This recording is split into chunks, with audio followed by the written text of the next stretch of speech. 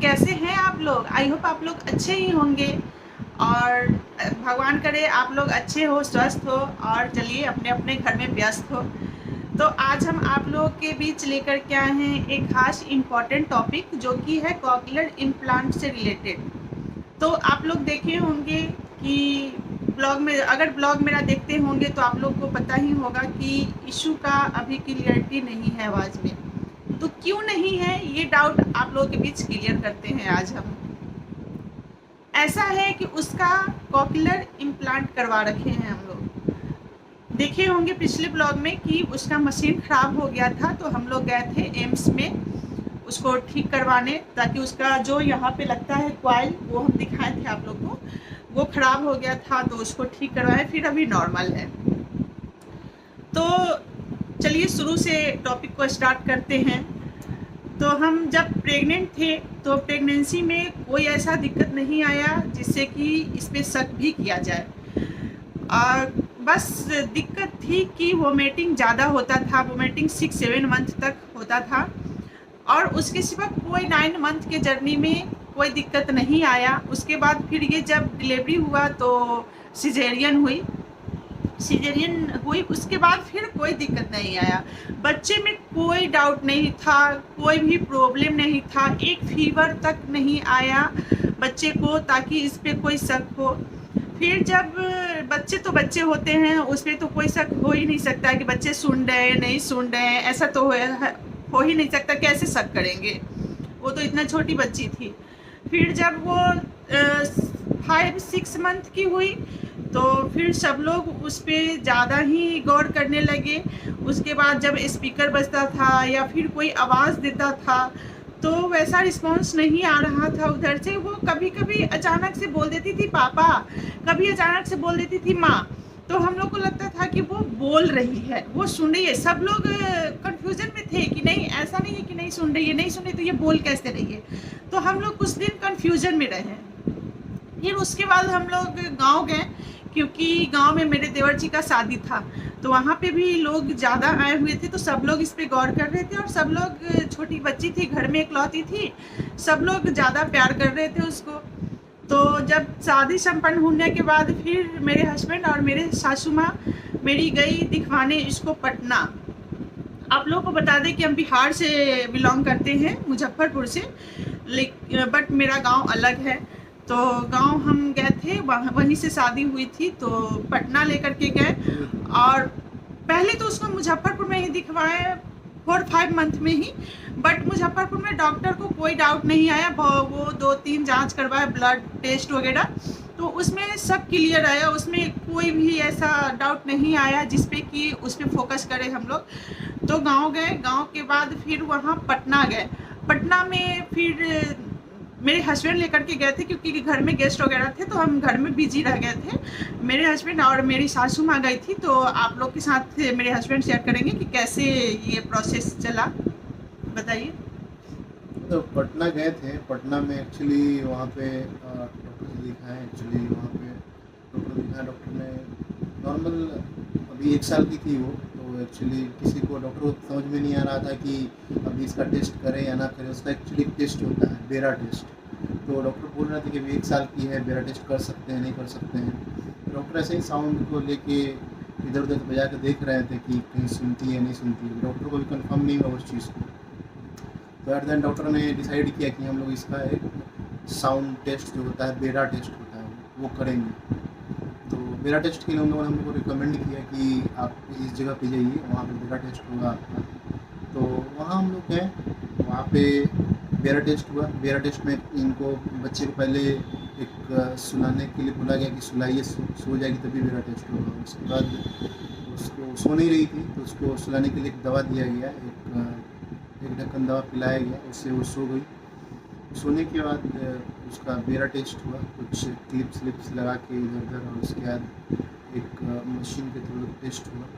और टेस्ट होने के बाद उसका जब रिपोर्ट आया तो मतलब डॉक्टर ने हम लोग को बुलाया और बोला कि ये दोनों कानों से नहीं सुनती है, मतलब प्रोफाउंड हियरिंग लॉस है, मतलब बिल्कुल नहीं सुन रही दोनों कानों से, इसका दोनों कान खराब है। बट इनिशियली क्या होता है एक्चुअली कि हम लोग गांव घर में आप लोग समझते हैं कि लोग इस चीज़ को मानते नहीं, लोग बोलते कि तो 1 साल की है, अभी नहीं बोल रही है तो क्या हुआ, 2 साल में बोलेगी, 3 साल में बोलेगी।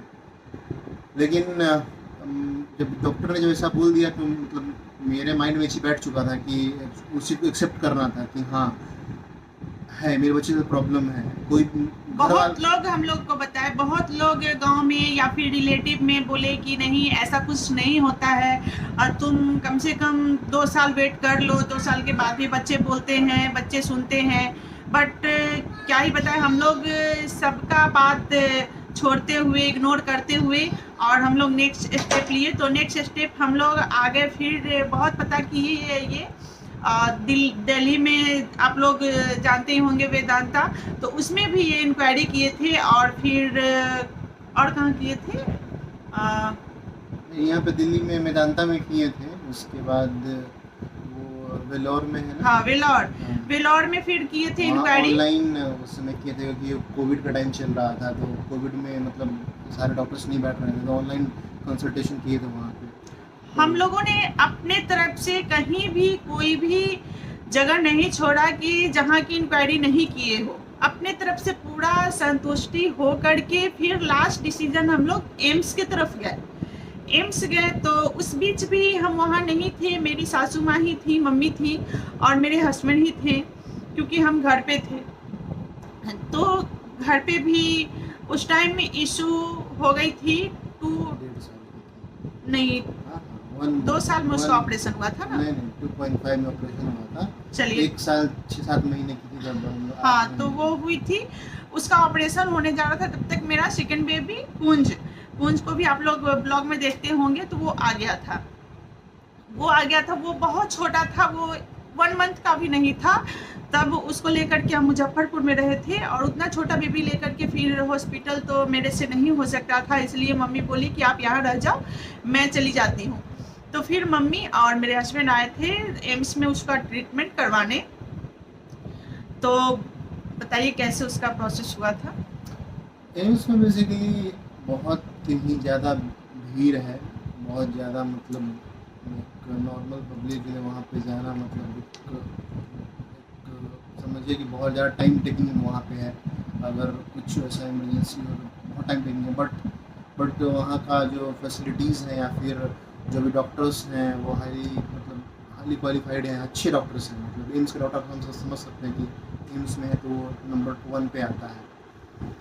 मैंने मेदांता में भी ट्राई किया था, गुड़गांव मेदांता में पता किया मैंने, वहाँ पे भी गया था, वहाँ पे भी डॉक्टर अच्छे थे। उन्होंने भी बताया कि बस मेरा एक था कि जब डॉक्टर ने बोल दिया था कि ये प्रोफाउंड है, इसका मशीन से भी ये नहीं सुन पाएगी, तो मेरा ये था कि कोई डॉक्टर अगर एग्री कर जाए कि ऑपरेशन ना करना पड़े, मतलब इम्प्लांट ना करना पड़े। पहले हम लोग लिए थे मशीन, पहले हम लोग विदाउट ऑपरेशन का लिए थे मशीन, जो कि अभी उधर है, नहीं दिखा पाएंगे, फिर नेक्स्ट ब्लॉग में दिखाएंगे आप लोगों की कौन सी मशीन लिए थे। वो लिए थे तो वो अप्रॉक्स हम लोग को 40,000 की अप्रॉक्स पड़ा था, बट उससे कोई ऐसा रिस्पांस नहीं आया, कोई फ़ायदा नहीं हुआ। फिर लास्ट डिसीजन हम लोग कॉकलियर इम्प्लांट की तरफ गए। उसके बाद मतलब मेरा यही था कि सब जगह डॉक्टर ने बोल दिया था कि इसका इम्प्लांट ही एक ऑप्शन है, मशीन से नहीं हो सकता है, या फिर ऐसा। हम लोगों ने मतलब बीच में सबके बोलने पे मतलब होम्योपैथिक भी ट्राई किया, होम्योपैथिक में भी दिखाया, वहाँ भी कुछ ड्रॉप्स मिले, वहाँ ही डॉक्टर बोले कि हो जाएगा, कुछ पार्ट्स डेवलप नहीं हुए, दरभंगा भी हम लोग डेवलप हो जाएगा। बट दवा हम लोगों ने दिया भी 2-3 महीने, बट उससे कोई फ़ायदा हुआ नहीं एक्चुअली। तो फिर एम्स में आ गए। एम्स में यहाँ पे अपॉइंटमेंट लेने के बाद हम लोगों ने शुरू किया। ये समझिए एक तरीके बैटल है, एक डॉक्टर सामने से बोल दिया कि इससे दवाई, इसका कोई इलाज नहीं है, दवाई से इसका कुछ नहीं हो सकता है। ये गलतफहमी है कि हेम्योपैथिक या फिर कहीं से ठीक हो जाए, ये सब गलतफहमी है, इससे ठीक नहीं होगा। हम लोगों को सामने से बता दिया डॉक्टर कि इसका लास्ट ऑप्शन इम्प्लांट ही है, इम्प्लांट करवा। तब तो जब इम्प्लांट बोला तो हम लोगों का तो पैर तले ज़मीन फिसल गया था। ऑपरेशन का नाम सुन के ही डर लगता है, आप लोग सोच समझ सकते हैं कि ऑपरेशन ऐसा नाम ही है, सो ऐसा डर लगेगा। जबकि मेरे बच्चे के साथ ऐसा हुआ था तो हम लोग दूर दूर तक कहीं सुने भी नहीं थे। और ये देखने को मिला, तो आप लोग समझ सकते हैं कि हम लोग के ऊपर क्या ही बीता होगा। फिर भी हम लोग के मन में कहीं ना कहीं ये बात भी आता था कि मेरे बच्चे ऑपरेशन में जाएंगे, फिर उसके बाद अगर कुछ ऐसा हो जाता है तो फिर हम लोग क्या करेंगे, हम लोग के पास क्या ही रह जाएगा। बट कोई नहीं, बस थोड़ा सा हिम्मत रख करके फिर ये स्टेप लिए आगे। बताइए। तो वही है कि सब लोग मना कर रहे थे, बहुत लोग थे, रिलेटिव्स थे और दूर के लोग भी थे, वो लोग सब बोल रहे थे कि अभी 2 साल की बच्ची है, अभी क्या ऑपरेशन कराना, अभी समय है, 5 साल में बोलते हैं बच्चे, कुछ बच्चे का स्पीच डिलीड होता है, लीड से बोलते हैं बच्चे। बट एक होता है ना कि आप जानते हो कि आपका बच्चा सुन रहा है कि नहीं सुन रहा है, आपको पता होता है, आप उसको अगर आप एक्सेप्ट करते हो। अगर मैं भी उसमें चाहता कि हाँ, मैं भी बोलता कि हाँ मेरा बच्चा सुन रहा है, उस बच्चे को सपोर्ट करने के लिए, बट वो एक सपोर्ट नहीं होता, वो एक और डिले होता है। जितना डिले होगा बच्चा को सुनने में उतना डिले होगा, बच्चा को बोलने में उतना प्रॉब्लम होगा। जो बच्चा सुनेगा नहीं, बच्चा बोलेगा नहीं। तो मैंने सबसे पहले उसी को एक्सेप्ट किया कि हाँ मेरा बच्चा बोलता नहीं है, बच्चे सुनता नहीं है, और उसी को एक्सेप्ट करने के बाद फिर हम लोग मतलब एक सिचुएशन में आए, एक डिसीजन लिया हम लोगों ने। डॉक्टर ने हम लोगों को समझाया कि ये कोई अब ये नॉर्मल है। डॉक्टर ने बोला कि बहुत सारे टेस्ट हुए यहाँ पे, उन्होंने बहुत सारे चेक्स किए उन्होंने। मैं डॉक्टर से इतना ही पूछ रहा था कि आप इतना मेरे को बता दीजिए ताकि मेरे को एक सेटिस्फेक्शन हो कि हाँ ये हुआ कैसे। बट डॉक्टर भी इस चीज़ को, डॉक्टर ने हम लोग से बहुत कुछ पूछा कि ये हुआ था, ऐसे हुआ था, जन्म के टाइम पे हुआ था, ये हुआ था। बट सब चीज़ डॉक्टर ने बोला सब चीज़ें नॉर्मल है, फिर कुछ कह नहीं सकते हैं कि कैसे हुआ, या पहले से था या फिर 2-4 महीने के बाद हो गया, फिर इस बारे में कुछ कह नहीं सकते हैं। तो फिर डॉक्टर ने हम लोगों को बोला कि आप जो है कुछ टेस्ट कराइए। उन्होंने बोला है MRI कराने के लिए, CT स्कैन कराने के लिए। MRI में देखते हैं क्या है। फुल बॉडी फिर चेकअप पहले। MRI हुआ, उसमें MRI से मुझे बहुत मतलब एक वो था कि एटलीस्ट डॉक्टर कुछ तो बोलेंगे कि क्या रीज़न है। बट डॉक्टर ने बोला कि अब कोई ऑप्शन नहीं है, will have to go with cochlear implant. तो हम लोगों को एट द एंड डॉक्टर ने बताया कि अगर आप एग्री करते हैं तो हम लोग प्रोसीड करेंगे इस पर। तो हम लोगों ने आपस में डिस्कस किया, हम लोग वापस गए घर। अब उस समय दिल्ली में हम लोग रहते नहीं थे, एक बुआ रहती हैं हमारी, उनके यहाँ स्टे करते थे 2-4 दिन। फिर मेरा ऑफिस भी था तो वो भी करना था, फिर घर से ही काम चल रहा था। तो हम लोग वापस चले गए, वापस घर पे गए। फिर अपन सब बैठ के डिसाइड किए कि करते हैं ये, मतलब इस चीज़ को इग्नोर करने से कोई फ़ायदा नहीं है। और मैंने बहुत गूगल भी किया, बहुत, पता ही है आपको, गूगल आदमी करता है कोई भी चीज़, कोई डिसीजन लेने से पहले सब जगह एक ही चीज़ दिखा मेरे को कि हाँ यही ऑप्शन है, यही ऑप्शन है, यही ऑप्शन है। तो हम लोग डिसाइड किया कि यही करेंगे। फिर हम लोग बहुत हम लोग गूगल देखे, बहुत सबका रिव्यू देखे, ENT से मिले, ENT से सारा कुछ पूछे। अगर आप लोग को ऐसा लगता है कि हाँ कोई ऐसा बात हो तो पहले आप लोग नेट पे देखिए, रिव्यू देखिए। उसके बाद अगर ENT का आप लोगों को पता हो कि कोई ENT डॉक्टर अगर अच्छा हो तो उनसे मिलिए। तो आज हम लोगों को वीडियो बनाने का यही मकसद है, यही मकसद लेकर के आज बना रहे हैं वीडियो, ताकि हम लोग को तो उस टाइम में वैसा वीडियो भी नहीं देखे थे, ताकि आप लोगों के बीच अगर थोड़ा सा भी अगर डर हो या फिर कोई भी बात का ऐसा टेंशन हो कि नहीं मेरे बच्चे के साथ क्या होगा, कैसे इम्प्लांट करवाए, तो ये सब बिल्कुल अपने मन से निकाल दीजिए, क्योंकि ऐसा कुछ नहीं होता है। बहुत अच्छे से डॉक्टर बहुत टाइम ले करके करते हैं, बच्चे बहुत जल्दी रिकवर भी कर जाते हैं। और जब ऑपरेशन होगा तभी तो बच्चे बोलेंगे, तभी तो सुनेंगे। तो उनके लाइफ के लिए तो कहीं ना कहीं हम लोग एक अच्छा ही स्टेप लेते हैं ना। सबसे बड़ा बात है कि आपको सबसे पहले तो एक ये ऐसा चीज़ है ना, ये मतलब ये डिफनेस अगर बोल लीजिए या फिर इसको बोलिए, बच्चे सुनते नहीं हैं, जन्म से बहरापन, जो बोलना है आप उसी को बोल सकते हैं। तो सबसे बड़ी चीज़ है कि इसका टेस्ट जो है आप, ये पेट में नहीं होता है। जब बच्चे आप पेट में रहता है ये टेस्ट अंदर नहीं हो मेरा सकता का नहीं है। होता है। सारा टेस्ट आप अंदर करवा सकते हैं, सारा टेस्ट आपको marker, double marker, multiple test होते हैं जो कि आप करवा सकते हैं बच्चे के जन्म होने से पहले। बट ये टेस्ट नहीं हो सकता है, ये अभी फैसिलिटी हमारे यहाँ नहीं है, ये कहीं पे भी नहीं है, ये बच्चा जन्म लेने के बाद ही हो सकता है। तो रिकमेंड करेंगे हम लोग कि आप ये टेस्ट जरूर करवाएं ताकि एक श्योरिटी मिल जाए। आप ऐसा कुछ है नहीं, ऐसा होगा नहीं, बट फिर भी हमारे साथ हो रखा है, तो हम लोग एक डर है हमारे अंदर, तो हम लोग ये रिकमेंड करते हैं कि एक तो ये होना चाहिए। फिर हम लोग ऐसे ही, डॉक्टर ने बोला, हम लोगों ने फिर ओके किया, फिर डॉक्टर ने बोला कि ठीक है, तो जैसे एम्स में है कि फुल बॉडी चेकअप होगा, हर चीज़ का जांच होगा, ऑपरेशन से पहले हर चीज़ का वो जांच करेंगे। तो उसके लिए आँख का जांच, फिर हार्ट का जांच, फिर बच्चे के मेंटल फिटनेस का जांच, हर चीज़ हम सीटी लोग का ओके स्कैन, आया था। एलएफटी, केएफटी, किडनी जांच, सारा चीज़, ब्लड टेस्ट, सीटी स्कैन आपको बता ही दिए, एमआरआई हुआ, बहुत सारे टेस्ट हुए, बहुत सारे टेस्ट, वैक्सीनेशन हुआ। उन्होंने बोला कि कुछ वैक्सीनेशंस होते हैं, जैसे कि PCV13 का वैक्सीन है, वो लगा हुआ होना चाहिए। वैक्सीनेशन होना बहुत इम्पोर्टेंट दो है तीन इसमें। वैक्सीन, मेनिंजाइटिस का वैक्सीन होता है, फिर HIV बूस्टर है। नीमोवैक्स है, वो सब है। तो वो सब वैक्सीन लगा होना चाहिए, डॉक्टर बता देते हैं। तो वो बताया डॉक्टर ने, हम लोगों ने वो वैक्सीनेशन कराया।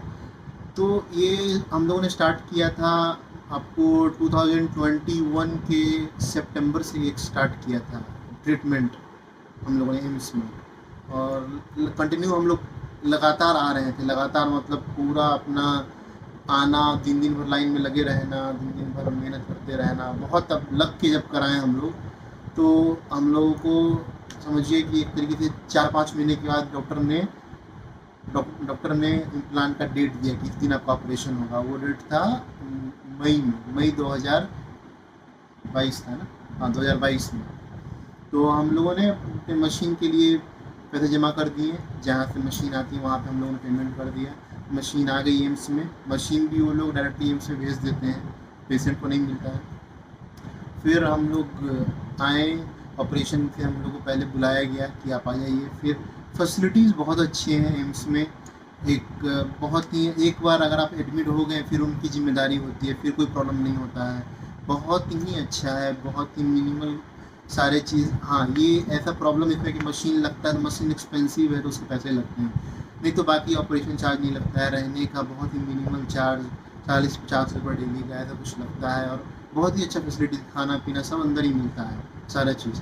तो हम लोग को रहने के लिए दिया गया, वहाँ पे 5 दिन हम लोग स्टे किए थे एम्स के अंदर ही, हम लोग को अलग से कमरा मिला था। या फिर आप लोग अगर किसी, आपके साथ अगर कोई भी इंसान इस दौर से गुजर रहे हैं, तो ये भी जान लीजिए कि आप लोग अगर किसी फंड के थ्रू जाते हैं, जैसे कि आप लोग को अगर वैसा, सब लोग सक्सेस नहीं हो पाता है कि हम एक मोटा अमाउंट लेकर के और फिर ऑपरेशन करवाएं। तो अगर किसी फंड के थ्रू जाते हैं तो थोड़ा लॉन्ग टर्म में चला जाता है, थोड़ा सा लंबा टाइम हो जाता है।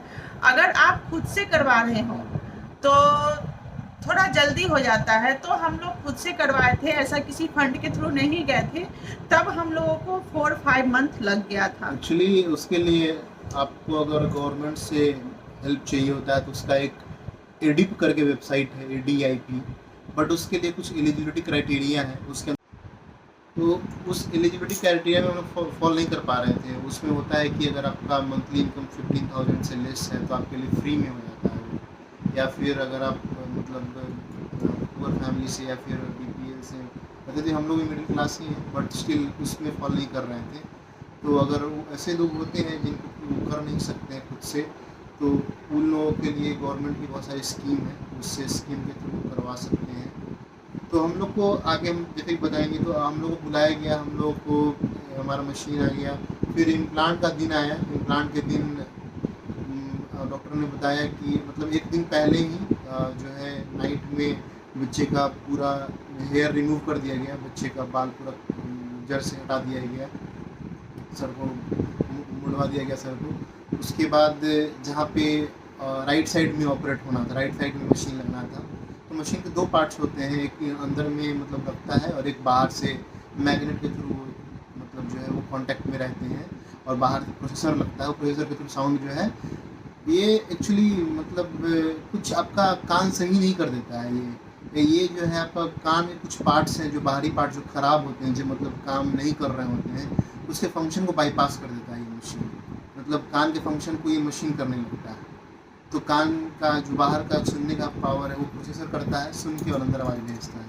तो इस तरीके से वो काम करता है। तो ऑपरेशन के दिन एक्चुअली डॉक्टर ने बोला था कि 4-5 घंटे पहले से बच्चे को कुछ खिलाना नहीं है। बट मेरी बच्ची हमारी जो है वो हॉर्लिक्स पीने की बहुत प्रेमी है, वो हॉर्लिक्स पी ली थी 2-3 घंटे पहले, और डॉक्टर ने 2-3 घंटे डिले किया, मतलब ऑपरेशन रूम में जाके वापस भेज दिया उन्होंने कि 2-3 घंटे के बाद होगी, इसने अभी 4 घंटे के अंदर में पी लिया। एनीवे डॉक्टर ने बोला था कि ये ऑपरेशन जो है 3-4 घंटे में हो जाएगा, 3 घंटे उन्होंने बताया था, 3 घंटे में हो जाएगा। तो हम लोग लेके गए, ऑपरेशन थिएटर में गई बच्ची, अंदर चली गई। बट ऑपरेशन जो है वो लगभग 6-7 घंटे चला। बच्ची 10 बजे अंदर गई, 9:30-10 बजे के आसपास, और शाम के 5 बजे वो बाहर आई। मतलब अंदर में ऑब्जर्वेशन में रही होगी, बट ऑपरेशन जो है 4-5 घंटे अंदर चला होगा, 1-2 घंटा ऑब्जर्वेशन में रही होगी। फिर उसके बाद बाहर निकाला बच्ची को। तो बच्ची आई बाहर, तो उन्होंने गार्जियन को बुलाया, तो मैं ही था वहाँ पे, मम्मी भी थी, तो एक ही आदमी को अलाउड था, तो मैं ही गया। मेरे ज़्यादा अटैच भी थी इशू, और प्रियंका थी नहीं वहाँ पे, तो मैं गया, उसको गोद में लिया, गोद में लेके बैठा हुआ था। फिर वो होश में आई धीरे धीरे। सब भी मतलब डॉक्टर भी बोल रहे थे कि मम्मी कहाँ है, मम्मी को बुलाओ, आपके पास नहीं रहेगी। फिर मैंने बोला मेरे पास रह लेकिन मैं संभाल लूँगा। मेरे पास फिर रही वो, उठी वो, फिर मतलब ऑपरेट हुआ था। कुछ आपको फ़ोटोज़ होंगे ना, कुछ फ़ोटोज़ आपके साथ शेयर करेंगे फ़ोटोज़। और फिर वो ऑब्जर्वेशन में रहने के बाद हम लोग को रूम में शिफ्ट किया गया वापस से। फिर ऑपरेशन के 4 दिन बाद तक हम लोग को रखा वहाँ पे, 4 दिनों तक खाना पीना वहीं क्या खाना था मिलता था। ऑपरेशन उसके बाद रूम में किसी को आना अलाउड नहीं था।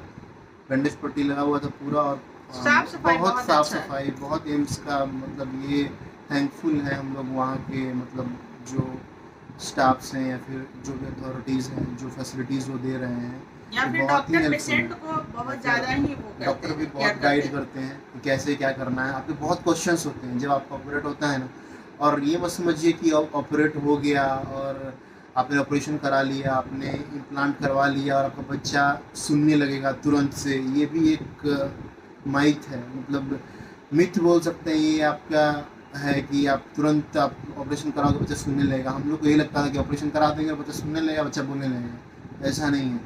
मेन स्ट्रगल स्टार्ट होता है ऑपरेशन होने के बाद। जितना मेहनत ऑपरेशन से पहले नहीं है, ऑपरेशन के बाद उतना मेहनत करना पड़ता है। उसके बाद बहुत मेहनत लगता है, 2-3 साल 4 साल तक आपको मेहनत लगातार करना पड़ेगा। स्पीच थेरेपी में बच्चे को हेल्प करना पड़ेगा। मिनिमम 2 साल। मिनिमम मेरे बच्चे का 2 साल हो गया है, फिर भी आप देख रहे हैं कि क्लियरिटी नहीं आया, बट वो सब चीज़ बोलती है। हम लोग समझते हैं सारी बात, आप लोग नहीं समझोगे, बट हम लोग सारी चीज़ समझ जाते हैं। धीरे धीरे वो क्लियरिटी आएगा, अभी वो हर चीज़ बोलती है। तो उसका कुछ वीडियोज भी शेयर करेंगे जिसमें कि आप देखेंगे कि फर्स्ट टाइम वो सुनिए कैसे रिएक्ट की थी। फर्स्ट टाइम जब वो सुनी थी तो कैसे रिएक्ट की थी पहला बार। तो जिस दिन मतलब सारा चीज़ आप करोगे, 4 दिन रहने के बाद फिर डॉक्टर ने हम लोग को वहाँ से रिलीज़ किया। कुछ मेडिसिन दिए कि मेडिसिन लिखवा दी कि यूज़ करना है, खिलाना है 10 दिन। उसके बाद तुरंत मशीन लगता नहीं, अंदर वाला इम्प्लांट तो हो जाता है। फिर एक डेट मिलता है आपको, तो वो मशीन के स्विच ऑन करने का डेट होता है कि इस दिन मशीन को स्विच ऑन किया जाएगा, बाहर वाला डिवाइस को उस पर अटैच किया जाएगा। 1 सप्ताह या फिर 10 दिन बाद। 2 हफ्ते, जनरली 2 हफ्ते 3 हफ्ते लगते हैं उसमें। डॉक्टर से मैंने थोड़ा सा डॉक्टर को बोला था, थोड़ा सा एक रिक्वेस्ट किया था कि हमको थोड़ा बाहर रहते हैं, जाना है, ऑफिस भी चलता है। डॉक्टर ने 2 वीक में हमको डेट दे दिया था। मतलब 25 को ऑपरेशन हुआ था मई में 2022 में, और 6 जून को जो है उसका स्विच ऑन डेट था। तो स्विच ऑन डेट के दिन डॉक्टर ने बुलाया था। तो बीच में और भी बहुत कुछ हुए, बट उतना चीज़ शेयर कर नहीं पाएंगे, और बहुत टाइम टेकिंग हो जाएगा, बहुत लंबा वीडियो खींच जाएगा। धीरे धीरे कभी अगर जरूरत पड़ा तो बताएंगे आपको। तो बीच बीच में हुआ, कुछ प्रॉब्लम्स भी हुए।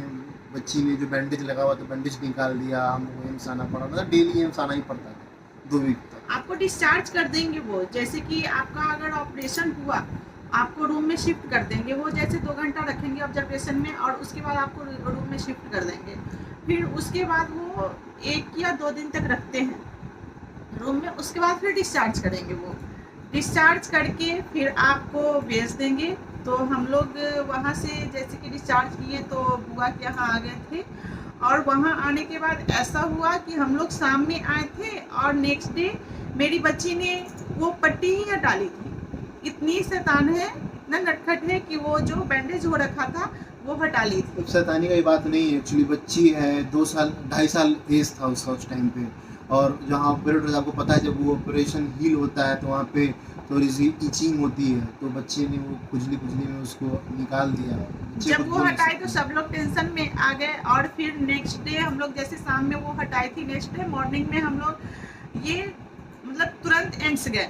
एम्स गए तो उसमें ये ध्यान देना है कि अगर ये हटा ले तो आप तुरंत डॉक्टर से मिलिए, उसको फिर से पट्टी करवाइए, बैंडेज करवाइए, ताकि उसको जो रिकवर होना है उसमें कोई प्रॉब्लम ना एक्चुअली आए। कुछ मतलब कोई एलर्जी ना हो, कुछ डस्ट वस्ट ना चला जाए कि नया नया वो ऑपरेशन हुआ रहता है, स्टिच रहता है, ओपन रहता है वहाँ पे, जिससे उसको कवर किया हुआ रहता है। तो उसके बाद हम लोग को बुलाया स्विच ऑन डेट के दिन, स्विच ऑन डेट के दिन हम लोग गए सारे बाहर जो फिर प्रोफेसर था उसके वहाँ बाद पे। जो पट्टी है वो पट्टी हटाने के बाद फिर आपको स्टिच काटने के लिए हटाएंगे, बुलाएंगे आप लोगों को। तो वो स्टिच काटने के लिए फिर बुलाएंगे, उससे पहले आपको 15 दिन या फिर 6 दिन के बाद 6 दिन के बाद स्टिच काटा गया था उसका। तो 6 दिन तक आपको ये ध्यान देने के लिए बोलेंगे डॉक्टर कि सर पे पानी ना दे, या फिर जो बॉडी हो उसको ऐसे ही वॉश कर दे, उतना पानी से नहीं लगाव रखना है, क्योंकि मेरी बच्ची को तो पानी से कुछ ज़्यादा ही लगाव था। तो उसको अगर वॉशरूम में ले जाइए तो वो पहले सर से ही नहाती है। तो उसको मम्मी मेरी सासू माँ बहुत ज़्यादा केयर कर रही थी उस टाइम, वही उसके लिए माँ थी, और दादी तो है ही माँ थी, जो भी थी सब उसके लिए वही थी। वो कुछ ज़्यादा ही केयर की उनका। तो वो ये ध्यान देना है कि सर पे पानी ना दे, बस इतना से नीचे दे, ताकि कोई इन्फेक्शन वगैरह ना हो। फिर उसके बाद 6 डे के बाद फिर आपको वहाँ बुलाएंगे स्टिच काटने के लिए। तो ये ले गए थे बच्ची को स्टिच कटवाने के लिए, फिर उसका स्विच ऑन हुआ था। स्टिच रिमूव हुआ था। स्टिच रिमूव होने का डॉक्टर ने कुछ सजेस्ट किया था, कुछ दवा भी दिया था स्टिच के जो रिमूव हुआ वहाँ पे लगाने के लिए भी। जख्म जो रहता है जो वहाँ पे ऑपरेट किया रहता है वो थोड़ा ताज़ा रहता है उस टाइम पे, तो कुछ दवा देते हैं लगाने के लिए, तो दवा लिए थे। फिर 2 वीक के बाद स्टिच स्विच ऑन डेट था। स्विच ऑन डेट के दिन हम लोग आए थे। तो स्विच ऑन डेट के दिन हम लोग को मतलब मेरा अपना जो थिंकिंग था, मुझे लग रहा था कि स्विच ऑन होगा, मशीन लगेगा और बच्ची जो सुनने लगेगी, मैं बोलूँगा देखना शुरू कर देगी।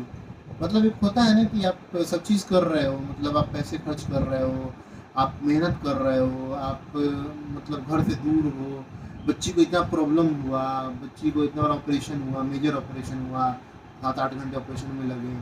तो एक वो होप होता है ना कि जिस दिन ये मतलब आपके बात का रिस्पॉन्ड कर देगी, आपको अगर कुछ बोल देगी, कुछ जवाब देगी आपको, आप अगर बोलोगे आप देख लेगी।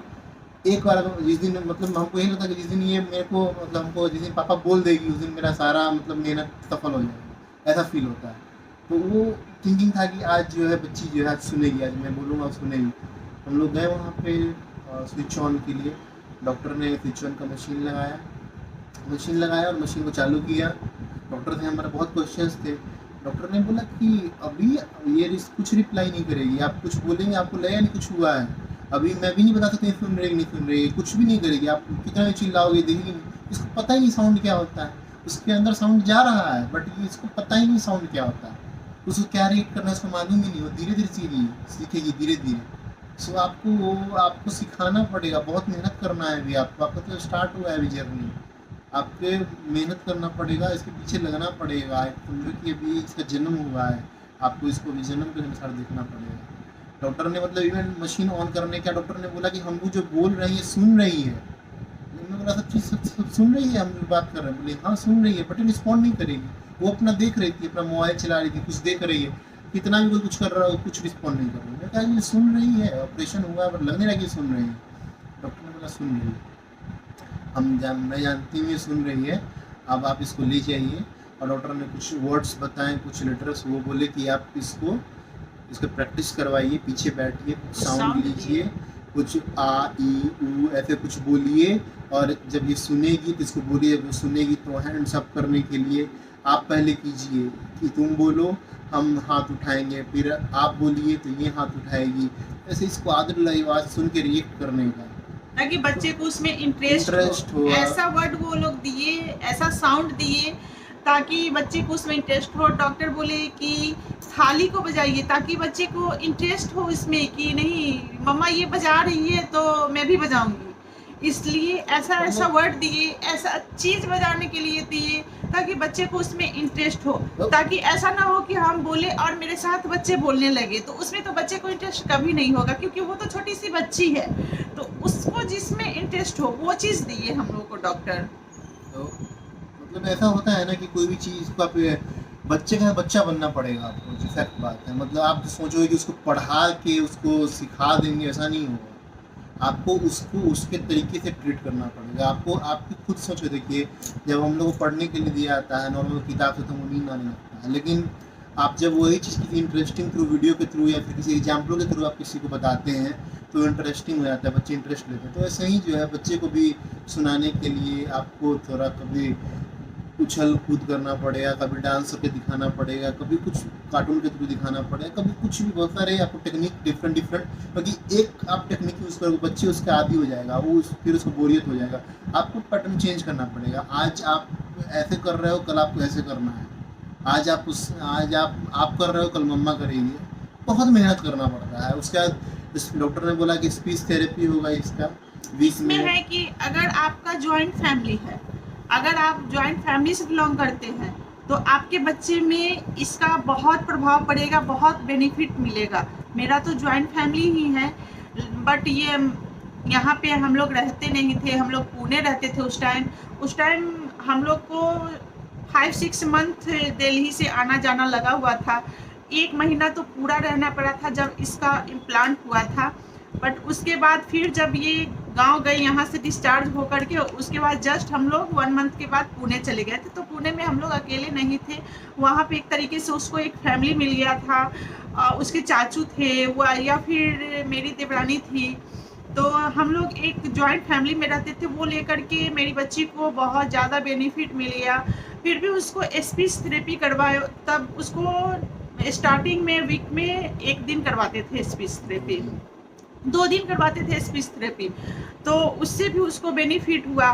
तो आप लोग ये करें कि अगर जिसके साथ भी ये दौर से जो गुजर रहे हो, तो ये कोशिश करें कि उसको ज्वाइंट फैमिली में रखे, उसको आदमी में रखे। जितना वो सुनेगी उतना रिस्पॉन्स करेगी, बच्चे उतना के बीच जल्दी में वो रखें। रिकवर करेगी। उसको वो नहीं भी कुछ कर रहे फिर भी उसको नॉर्मल स्कूल में डालें, ताकि हाँ। वहाँ पे नॉर्मल बच्चों के साथ रहेगी, तो नॉर्मल बच्चे कैसे बोलेगी, वहाँ पे देखेगी सब बोल रहे हैं तो उसको भी एक क्यूरियोसिटी होगा कि हम भी बोले, क्या बोल रहे हैं बच्चे, सीखना चाहेंगे। हम लोगों ने ये एक अच्छा चीज़ किया कि हम लोगों ने उसको स्कूल में डाल दिया, उससे बहुत बेनिफिट हुआ। बच्ची मतलब बोलती नहीं थी, कुछ नहीं करती, फिर भी स्कूल में डाला। 2 साल की बहुत मेरी benefit बच्ची हुआ। हुई थी और उसको हम लोग 2.5 साल तो ऑपरेशन हुआ, 3 साल में। हाँ 3 साल में उसको 3 साल में उसको हम लोग स्कूल में डाल दिए थे, ताकि वो उस टाइम कुछ नहीं बोलती थी, कुछ वैसा रिस्पॉन्स भी नहीं करती, बस आ ई ऊ ये सब थेरेपी से सीखी थी घर में रह करके। जो थेरेपी में आप लोग को वो कुछ नहीं करवाएंगे, बस एक टॉपिक दे देंगे, एक होमवर्क टाइप का दे देंगे, उसको आप घर में पूरा करवाइए। आपका जो मेहनत है वो पूरा होगा, वो थेरेपी से कुछ नहीं करेगी। आपको बहुत ज़्यादा, आप लोग को एक जन्म लिए हुए बच्ची की तरह ट्रीट करना पड़ेगा, तभी वो आगे जाएगी, तभी वो जल्दी रिकवर करेगी, बोलेगी, सुनेगी।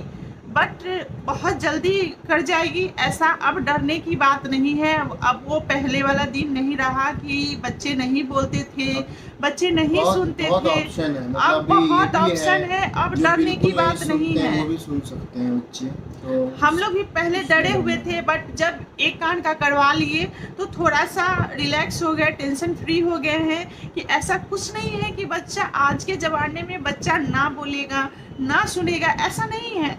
हर चीज़ का ऑप्शन है, बस आप आगे चलिए। तो थोड़ा सा हिम्मत रखिए, थोड़ा सा स्ट्रांग बनिए। अगर वहाँ पे आप कमज़ोर बनते हैं तो आपका बच्चा तो फिर पीछे जाएगा ही, फिर उसका भी लाइफ थोड़ा सा पीछे चला जाएगा। अगर आप स्ट्रांग बनते हैं तो आपका बच्चा बहुत आगे जाएगा। कोई ऐसा नहीं है कि वो नहीं सुनेगा, नहीं बोलेगा, जरूर बोलेगा, सुनेगा, बट पहले आपको स्ट्रांग बनना पड़ेगा। सबसे बड़ी आप बात है स्ट्रांग कि बनेगा तभी तो बच्चे को सबसे- हिम्मत दीजिएगा। सबसे बड़ी बात है कि एक्सेप्टेंस एक बहुत बड़ी चीज़ है, आपको एक्सेप्ट करना पड़ेगा, और वो सबसे बड़ी चीज़ होती हाँ, है। इस चीज को एक्सेप्ट कीजिए एक्सेप्ट आप। कीजिए कि हमारे बच्चे में प्रॉब्लम है, एक्सेप्ट करेंगे तो आप उस पर काम कर पाएंगे। ऐसा इसमें दुनिया- अब कोई ये नहीं रहा सब कि बोलेगा आपको, क्या हाँ। बच्चा सुनता है, आपका बच्चा बोलने लगेगा, 5 साल में बोलने लगेगा, 6 साल में बोलने, 10 साल में बोलने लगेगा। 5 साल का बच्चा नहीं बोलेगा, फिर आप क्या करोगे? फिर कोई ऑप्शन नहीं है। 5 साल का आप इम्प्लांट कराओगे ना, 5 साल के बाद, फिर तो कोई benefit कोई नहीं फायदा नहीं होगा। जितनी जल्दी कराओगे उतना जल्दी। हमारा बच्चा में हम लोगों ने 2.5 साल में कराया, अभी मेरा बच्चा 5 साल होने वाला है, अभी हुआ नहीं है, फिर भी वो 2 साल पीछे है, वो अभी 3 साल के बच्चे के बराबर है। तो वो 2 साल 2.5 साल पीछे चल रही है। उसको गैप को कवर करना है, इसमें मेहनत लगता है।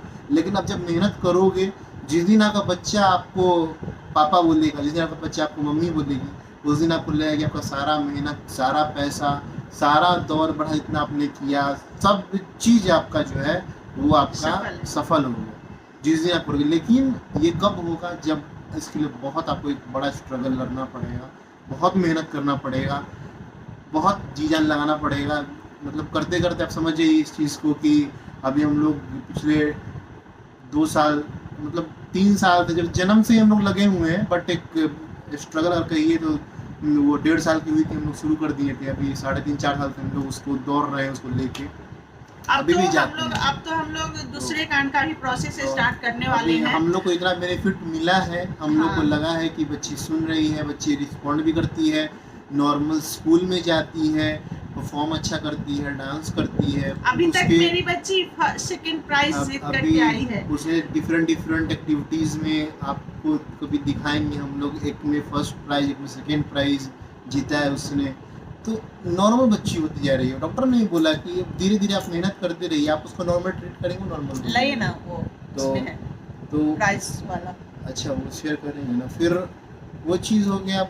आप मेहनत करते रहिए। अभी हम लोग भी अच्छा रिस्पांस रहा है, तो हम लोग अभी 2nd इम्प्लांट के लिए सोच रहे हैं, आगे प्रोसीड कर रहे हैं। आज भी गए थे हम लोग, गए थे तो करवाएंगे। जैसे जैसे प्रोसेस करेंगे आप लोग के साथ शेयर करेंगे वीडियो। इस बार तो प्रोसेस थोड़ा सा इजी हो जाएगा हमारे लिए, क्योंकि सब चीज़ पहले से हो रखा है, तो प्रोसेस थोड़ा इजी हो जाएगा हमारे लिए। दौड़ना उतना नहीं पड़े, फिर भी दौड़ना तो पड़ने का पड़ेगा ही, बट पहले की अपेक्षा थोड़ा कम होगा। डॉक्टर्स भी अब जानते हैं, डॉक्टर्स हैं। एम्स का एक अच्छी बात ये है ना कि पोस्ट सर्जरी जो आपको ये कंसल्टेशन है ना, या फिर जो हेल्प है, या फिर जो बेनिफिट्स हैं, मतलब वो आपको कहीं नहीं मिलेगा, और सब फ्री ऑफ कॉस्ट, कुछ उसमें नहीं। केवल आपको सर्जरी में जो मशीन का चार्ज वो लगता है। उसके बाद एक व्हाट्सएप पे ग्रुप होता है, उसमें आपको ऐड कर देंगे। आप उस ग्रुप पे सारे हेड ऑफ डॉक्टर सब हैं उसमें, ENT वाले।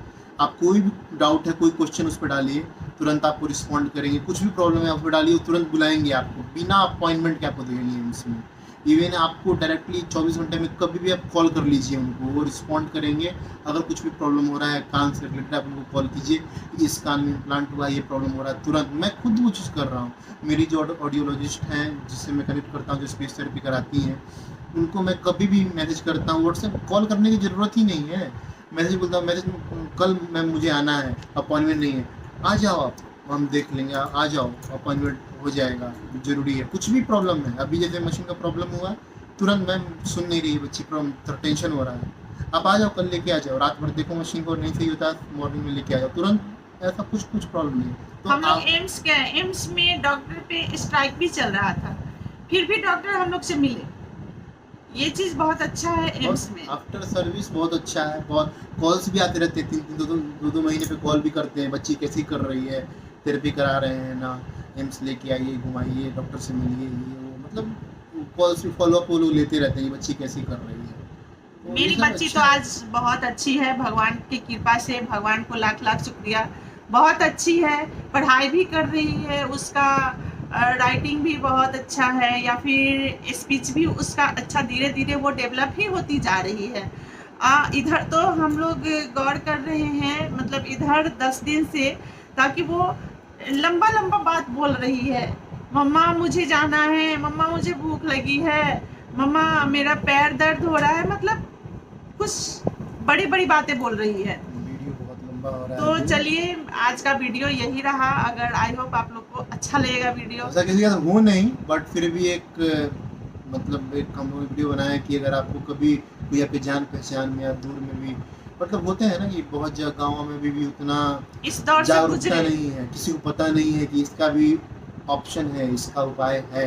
अगर हम लोग नहीं कराते बच्ची का ऑपरेशन, नहीं करवाते, तो आज क्या होता, वो ना बोलती ना सुनती, वो उसका कोई लाइफ नहीं रहता। अभी उसको सब चीज़ है, उसके पास ऑप्शन है, उसको अच्छा है, गवर्नमेंट का बहुत सारे स्कीम है, उसके लिए फ्यूचर में वो कोई भी अच्छे से पढ़ा लिखा देंगे तो अच्छा कुछ कर लेंगे लाइफ में। तो हमेशा उसके लिए टेंशन ना ले, टेंशन नहीं लेना है उस चीज़ को। कोई भी प्रॉब्लम आता है लाइफ में, टेंशन नहीं लेना है, हर चीज़ का सोल्यूशन है, बस हिम्मत रखना है। आप हिम्मत रखिएगा तभी तो बच्चे में हिम्मत देंगे हम। छोटी छोटी चीज़ें ये सब लाइफ में आते रहती हैं, और आदमी पैसे कमाता किसके लिए है, जब बच्चे पे खर्च करने के लिए, फैमिली पे खर्च करने के लिए। तो वो सब भी नहीं सोचना है, सोचना नहीं करना है। जो चीज़ होना होता है ऑटोमेटिक हो जाता है। जब किसी पे पड़ता है, हमारे पास पैसे नहीं रहते हैं वो करवाने के लिए इम्प्लांट, लेकिन जब समय आता है ऑटोमेटिक सब हो जाता है सब जगह से। तो इसलिए उसको नहीं सोचना है, सब चीज़ को पॉजिटिव वे में लेना है। पॉजिटिव रहेंगे, पॉजिटिव रखेंगे और मेहनत करेंगे, ज़रूर हो जाएगा, बहुत अच्छे से हो जाएगा, खासकर बढ़िया से करने को। तो चलिए आज का वीडियो अब इतना ही पे एंड करते हैं। आई होप आप लोगों को ये वीडियो काफ़ी अच्छा लगेगा, इंटरेस्ट आएगा इसमें, क्योंकि कुछ चीज़ें जानने के लिए मिलेगा। तो हम लोग को तो उतना नहीं मिला था। जब हम लोग इस दौर से गुजरे तो सोचे कि नहीं, चलिए एक वीडियो बनाते हैं ताकि बहुत लोग इससे कुछ लोग जानेंगे कि हाँ ऐसा कुछ है, एम्स में ऐसा फैसिलिटी भी है। एम्स के बदले जब हम लोग गए थे तो हम लोग को पता नहीं था कि इतना फैसिलिटी है। एम्स में तो आपको कोई भी अगर डाउट हो, कुछ भी अगर पूछना भी हो तो आप कमेंट में पूछ सकते हैं। तो हम लोग कोशिश करेंगे कि आपको रिस्पॉन्ड करने का। वहाँ पे अगर आप पूछेंगे तो अगर आप अपना कॉन्टेक्ट शेयर करेंगे तो हम लोग कनेक्ट भी कर सकते हैं, कोई बड़ी बात नहीं, इसमें हम लोग हेल्प आउट कर सकते हैं चीज़। तो चलिए आप लोगों के साथ नेक्स्ट वीडियो नेक्स्ट ब्लॉग में शेयर करेंगे, जो कि हम लोग कैसे थेरेपी करवाएं, फिर आगे कैसे कैसे हम लोग उसके साथ मेहनत किए। तो चलिए आज का वीडियो इतना ही पे एंड करते हैं। अगर अच्छा लगे तो लाइक कमेंट शेयर कर दीजिएगा और फिर मिलते हैं नेक्स्ट ब्लॉग में। Bye bye, good night.